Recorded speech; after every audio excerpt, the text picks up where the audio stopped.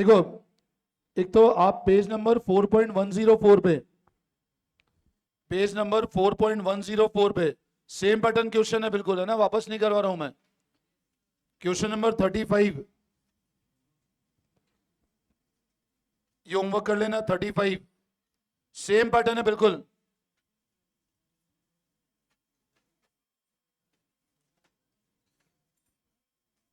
35 homework कर लेना। अब एक हेडिंग लगाओ, revaluation of asset and liability.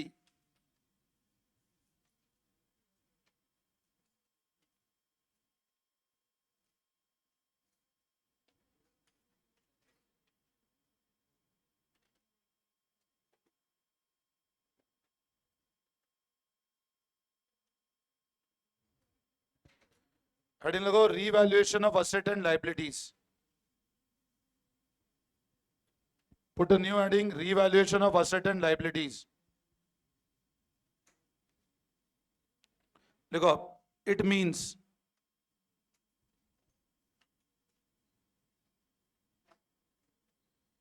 revising the value of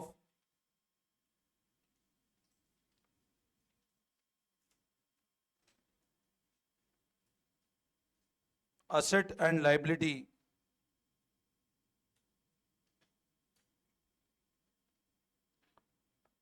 on admission of the partner.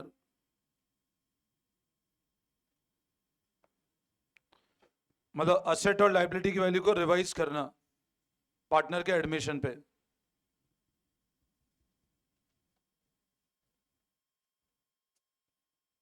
अब देखो, रिवैल्यूएशन का कंसेप्ट क्या होता है। हम लोग क्या करते हैं, असेट और लायबिलिटी की वैल्यू को दोबारा क्या कर रहे हैं, रिवाइज कर रहे हैं। मैंने आपको एक कंसेप्ट परसों वाली क्लास में बताया था। जैसे मान लो दो पार्टनर है ए और बी, एक नए पार्टनर सी को एडमिट करते हैं। अब सी पता है, ये बोलता है कि मेरे एडमिशन के पहले जो भी असेट लायबिलिटी आपकी है उसको आप करंट वैल्यू पे ले आओ, क्योंकि once C S become the partner, उसको फर्म के सारे असेट में राइट मिलेगा और सारी लायबिलिटी पे करनी पड़ेगी। एक बार सी पार्टनर बन जाएगा, उसके बाद उसको सारे असेट में राइट मिलेगा और सारी लायबिलिटी क्या करनी पड़ेगी, उसको पे करनी पड़ेगी। तो वो क्या बोलता है कि मेरे पहले जितनी लायबिलिटी है, जैसे अज्यूम करो सी का जब एडमिशन हुआ उस दिन क्रेडिटर चल रहे थे 2 लाख के। हमने सी को बोला देखो क्रेडिटर को फाइनली कितना पेमेंट करना है, अपने को 2 लाख का पेमेंट करना है। अब जब आप क्रेडिटर से मिलने गए, उनको 2 लाख देने गए, उन्होंने कहा नहीं, हमारा क्लेम अब सेटल होगा 3 लाख पे, आपने 1 साल से पैसा नहीं दिया हमारा। अब सी क्या बोलेगा, ये जो क्रेडिटर 2 लाख के हैं इसको आज ही कितने पे ले आओ तुम, 3 लाख, ताकि कल से आपने जो पुराना जो भी किया है उससे मेरा कोई लेना देना नहीं है। तो आप सारे असेट और लायबिलिटी को आज की मार्केट वैल्यू पे ले आओ। अब इसी तरह मान लो यहां पे कोई लैंड चल रहा है, मैंने परसों ही बताया था 5 लाख का। अब अज्यूम करो इसकी वैल्यू लेट से आज 20 लाख की है।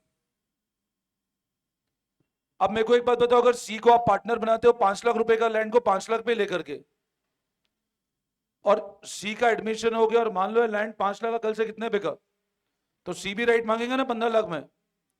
तो आप सी को आज ही बता दो कि यह लैंड 5 लाख का नहीं है, कितने का है। तो सी तुमको आज ही बोलेगा क्रेडिटर 2 लाख नहीं, कितना रिकॉर्ड करो आप। तो जब भी नए पार्टनर का एडमिशन होगा, हम लोग क्या करेंगे, जितने असेट और लायबिलिटी है उनको हम लोग कहां लेके आते हैं, करंट मार्केट वैल्यू पे। कहां लेके आते हैं, by using which account, by using revaluation account. कौन सा अकाउंट यूज करके, ठीक है। तो अब लिखो आप, the asset and liability, the asset and liability, asset and liability, asset and liability are brought up to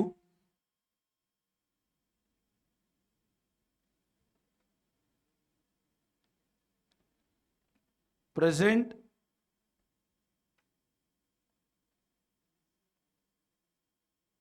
market value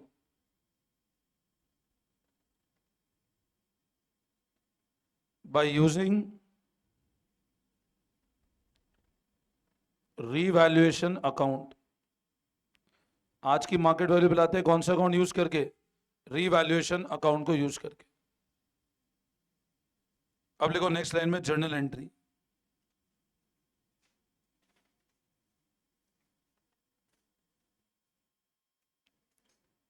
देखो for increase in value of asset,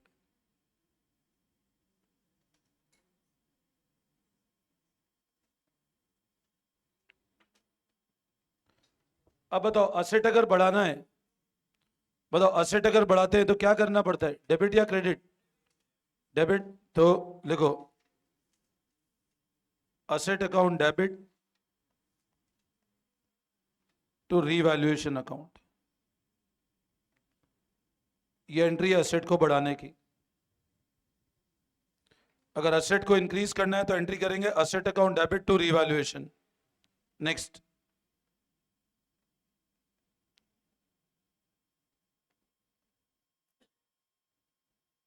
for decrease in value of liability, liability कम करनी है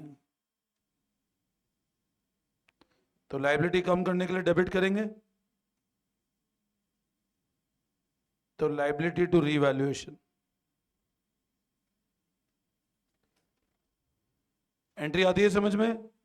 asset को बढ़ाना है तो asset to revaluation, liability को बढ़ाना है तो लाइबिलिटी कम करना है तो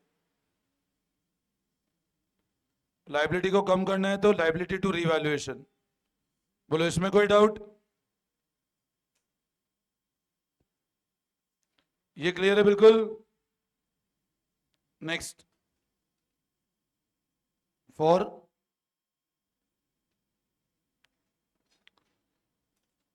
इंक्रीज इन लाइबिलिटी एंड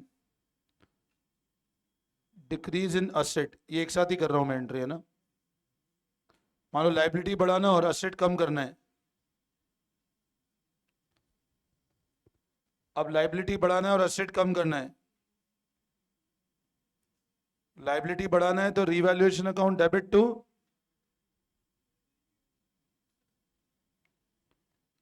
और असेट कम करना है तो टू असेट।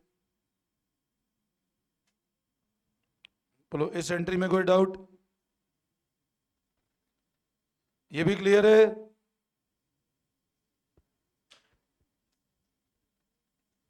अब ये सब करने के बाद आपने असेट बढ़ा दिया, लाइबिलिटी कम कर दी, लाइबिलिटी बढ़ा के असेट कम कर दिया, ये सब करने के बाद रिवैल्यूएशन अकाउंट में जो बैलेंस बचेगा वो या तो प्रॉफिट होगा या लॉस होगा। ये लिख लिया आप लोगों ने? अब नेक्स्ट लाइन में नोट करके लिखो, balance in revaluation account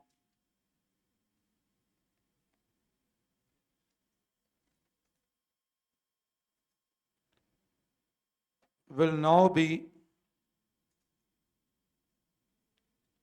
either profit or loss।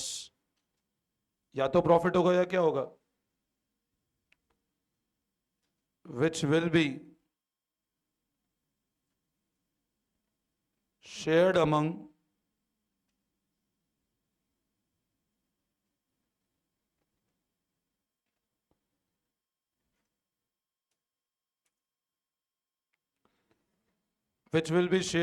old partners in old ratio। मतलब अब रिवैल्यूएशन पे या तो प्रॉफिट होगा या लॉस होगा, जो पुराने पार्टनर्स में कौन से रेशियो में डिवाइड होगा? ओल्ड रेशियो में। क्योंकि ये गेन और लॉस पुराने पार्टनर्स का ही है, नए का कोई लेना देना नहीं है इसमें। यहां मैंने क्या लिखा? ओल्ड पार्टनर्स कौन से रेशियो में? ओल्ड में, ये ध्यान रखना, सेक्रीफाइड रेशियो नहीं है। Old partners in which ratio? Old ratio. ये पॉइंट अच्छे से समझ लेना।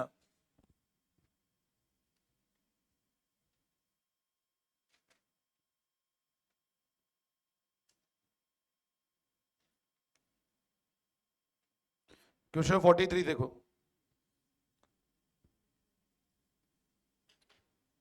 ये वापस समझाऊं? सबको क्लियर है? Come to question number 43।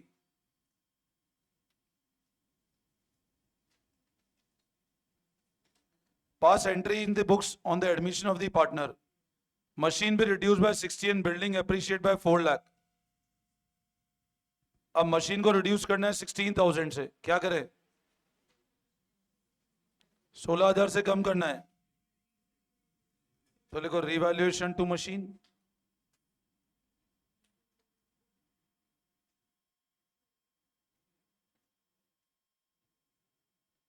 और बिल्डिंग को अप्रिशिएट करना है 40,000 से.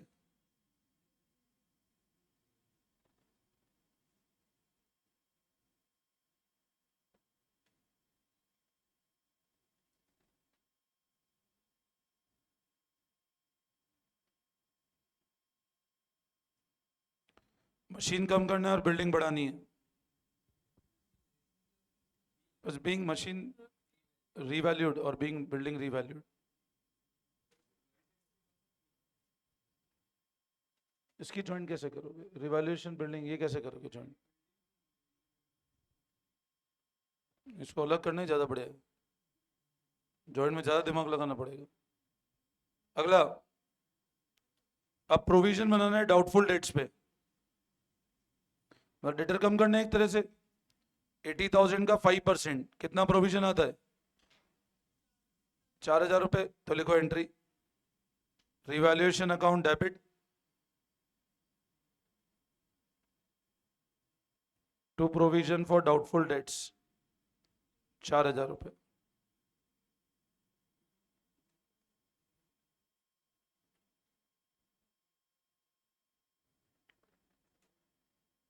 नरेशन सब में ये आ जाएगा, बीइंग असेट रीवैल्यूड या बीइंग डेटर रीवैल्यूड, है ना?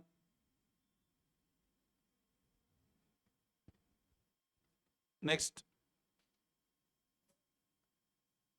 इसमें कोई डाउट? इसमें कोई दिक्कत? अगला, provision for warranty claim increase by 12,000. Warranty claim को 12,000 से बढ़ाना है, तो लिखो रीवैल्यूएशन अकाउंट डेबिट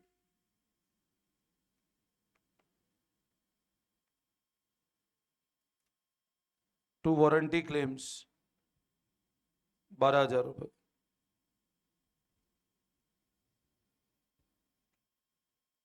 लाइबिलिटी है मतलब एक तरह से.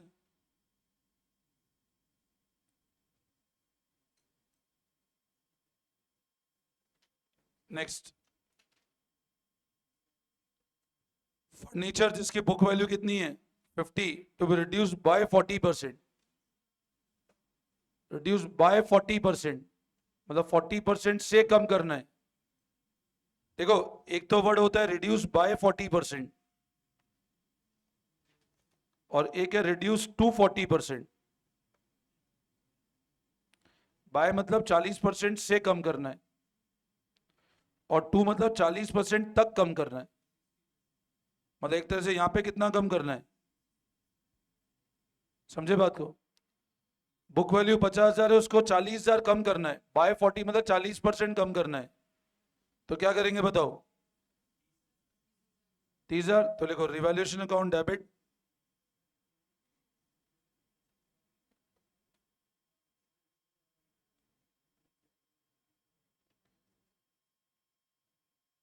अब बाय मतलब 50,000 का 40% मतलब 30,000 रुपए वैल्यू रह गई, तो 20,000 से कम कर दो. रिड्यूस बाय 40% मतलब 50,000 का 40% कम कर दिया. ये आया समझ में? बाय मतलब 40% से कम करना है और अगला बोला रिड्यूस टू 40% मतलब 60% से कम करना है, तो एंट्री क्या होगी?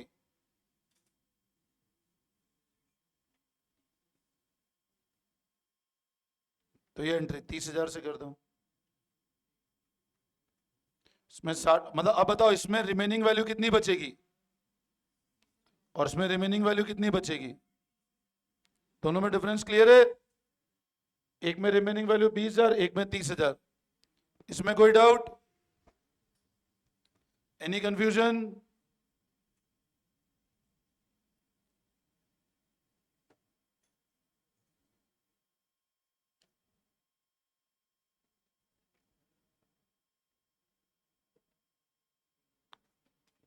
क्लियर है सबको? कॉपी कर लो इसको फटाफट। कॉपी कर लिया? क्वेश्चन 44 देखेंगे। यहां तक कोई doubt? Now come to question 44।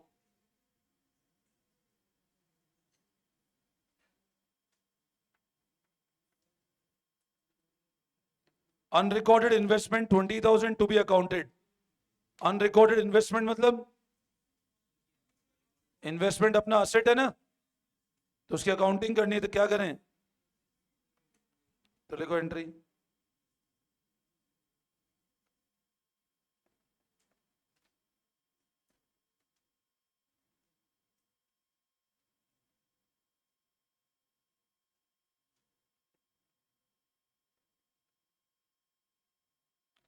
Unrecorded liability of 5,000 to be accounted. Unrecorded liability है सप्लायर की, तो रिवैल्यूएशन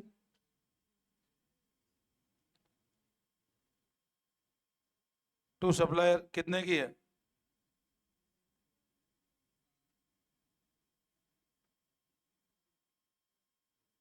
और last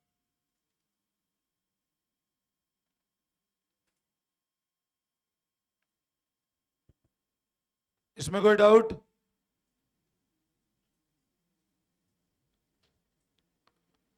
An item of 1600 included in creditor is not likely to be claimed and hence should be returned back. इसको right back करना है, तो क्या करें? राइट बैक मतलब रिवर्स करना है ना, तो लिखो entry creditor account debit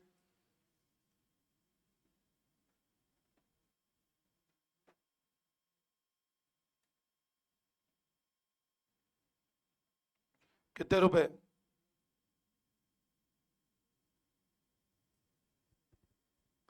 creditor account debit to revaluation. बोलो इसमें कोई डाउट?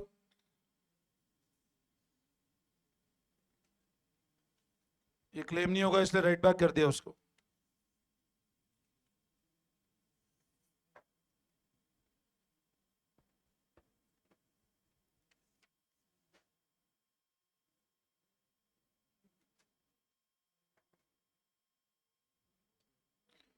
ये क्लियर है सबको?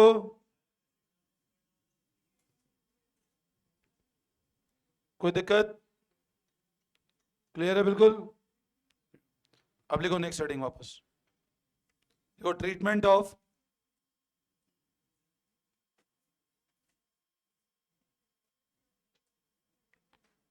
accumulated profit, reserve and losses.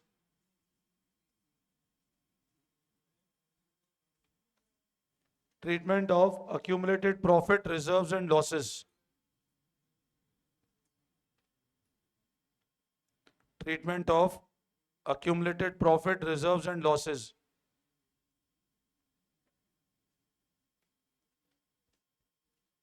अब देखो ये वाला पॉइंट सब लोग समझना। Treatment of accumulated profit, reserves and losses। सुनना ध्यान से, मैंने आप लोगों को लास्ट क्लास में भी एक कंसेप्ट बताया था। जैसे मान लो एक बैलेंस शीट है और उसमें लेट से P&L तुमको लाइबिलिटी साइड दिख रहा है 50,000 का, तो ये क्या इंडिकेट करता है? मतलब वो प्रॉफिट है जिसको डिस्ट्रीब्यूट करना, तो ये एक तरह से अनडिस्ट्रीब्यूटेड प्रॉफिट है। और मान लो यहां है, मतलब ये एक तरह से क्या है? अक्यूमुलेटेड, या कह दो अनडिस्ट्रीब्यूटेड लॉस है। अब आप एक चीज समझना, अगर P&L ऐसे लिखा है डेबिट, तो ये क्या इंडिकेट करता है? और अगर ऐसे लिखा है P&L क्रेडिट, तो ये क्या इंडिकेट करता है? मैं फिर रिपीट कर रहा हूं, ध्यान देना। अगर ऐसा लिखा है P&L में डेबिट बैलेंस है, तो क्या इंडिकेट करता है? और लिखा है क्रेडिट है, तो क्या इंडिकेट करता है? तो जब भी पार्टनर का एडमिशन होगा, whenever there is admission of the partner, या आप ऐसा समझ लो जब भी रिकॉन्स्टिट्यूशन होगा। अब इसका मतलब क्या है, ये प्रॉफिट और ये लॉस ये पुराने पार्टनर्स का था। तो जब भी नया पार्टनर आएगा तो हम क्या करेंगे, इस अमाउंट को किस में डिवाइड कर देंगे, कौन से रेशियो में, ओल्ड रेशियो में। तो whenever there is a balance of accumulated profit or losses that will be distributed among old partners in which ratio, ये क्वेश्चन स्पेसिफाई करे या नहीं करे हमको पता होना चाहिए।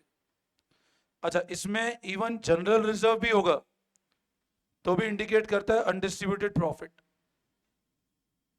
मतलब जनरल रिजर्व हो, पीएनएल हो, या इधर पीएनएल में डेबिट बैलेंस है, या इधर लिखा है एडवर्टीजमेंट एक्सपेंडिचर। एडवर्टीजमेंट मतलब इसको, ये कोई असेट तो है नहीं, इसको ये एक तरह से कौन सा असेट है, फिक्टिशियस असेट है। इसको सिर्फ क्या करना बाकी है, राइट ऑफ। तो हमेशा एक बात ध्यान रखना, जब भी हम लोग बैलेंस शीट बना, जब भी हम लोग रिकॉन्स्टिट्यूशन हो रहा है और रिकॉन्स्टिट्यूशन पे अगर अक्यूमुलेटेड प्रॉफिट और लॉसेस है तो उसको हमेशा खत्म करेंगे ओल्ड पार्टनर्स में, कौन से रेशियो में, ओल्ड रेशियो में। Getting my point. अब वो अक्यूमुलेटेड प्रॉफिट है, लॉसेस या फिक्टिशियस असेट है, सो खत्म करना ही है हमको हमेशा। ठीक है, तो लिखो आप, लिखना, if on admission of a partner, if on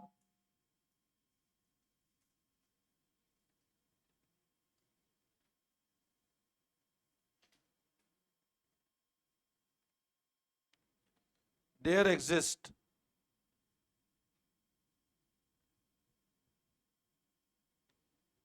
accumulated profit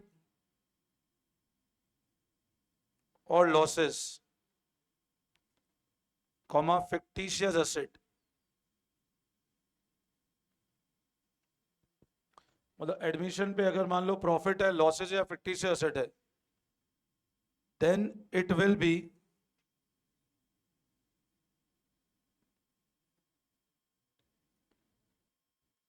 always written off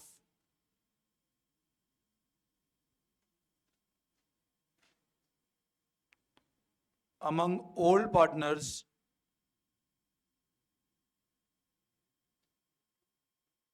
in old ratio।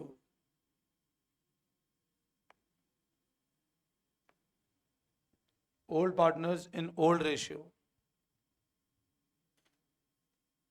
अब इसमें ऐसे लिखो पीएनएल क्रेडिट,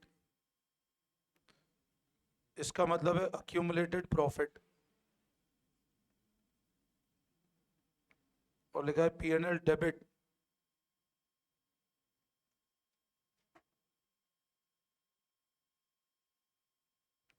अक्यूमुलेटेड लॉस।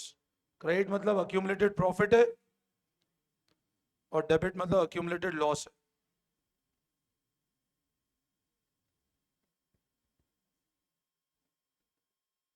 तो ये कौन से रेशियो में राइट ऑफ करेंगे,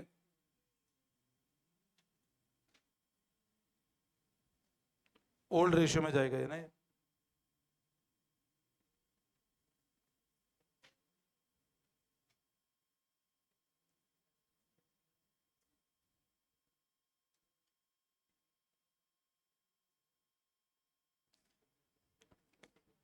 अच्छा, जनरल रिजर्व का हमेशा क्रेडिट बैलेंस होगा। जनरल रिजर्व कुछ भी गिवन नहीं है, will always mean have credit balance. General reserve by default, reserve मतलब क्रेडिट बैलेंस है वो। क्वेश्चन 53 देखो,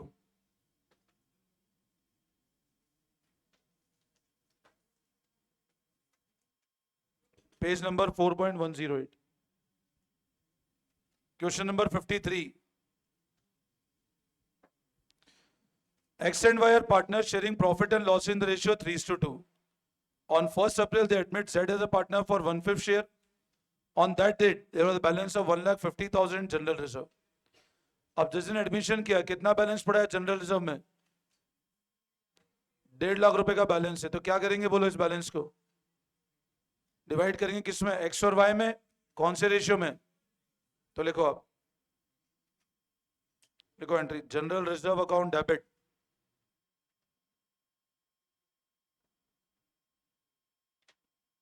2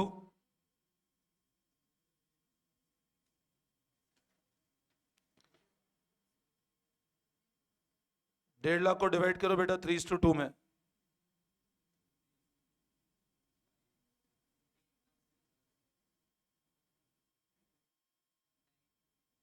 90 और 60,000। नरेशन आ जाएगा being generals are divided in old ratio. Being generals are divided in old ratio.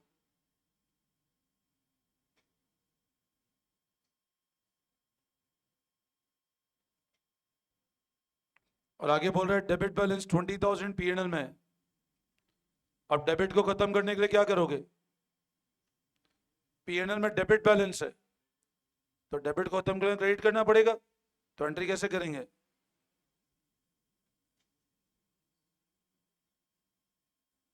ये लॉस को राइट ऑफ किया तो कैपिटल कम कर दिया हमने। अब ये लॉस पुराना लॉस था ना जो एक्स और वाई का था, तो इसलिए इन दोनों में डिवाइड कर दिया हमने। तो 12,000 और 8,000 ये भी कौन से रेशियो में? ओल्ड रेशियो में। वापस समझाओ।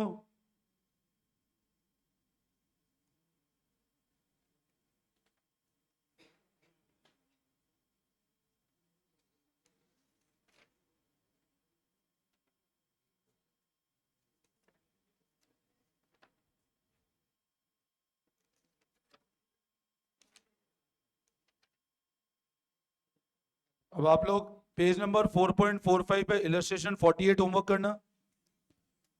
पेज नंबर 4.45 पे इलस्ट्रेशन 48 होमवर्क करोगे। देन पेज नंबर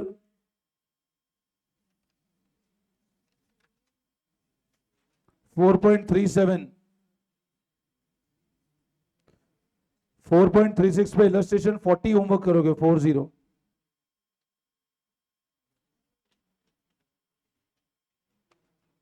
बस ये कर लेना, फिर करते हैं नेक्स्ट क्लास में। ठीक है, होमवर्क कर लेना एक बार, ठीक है ना? चलो, thank you all of you.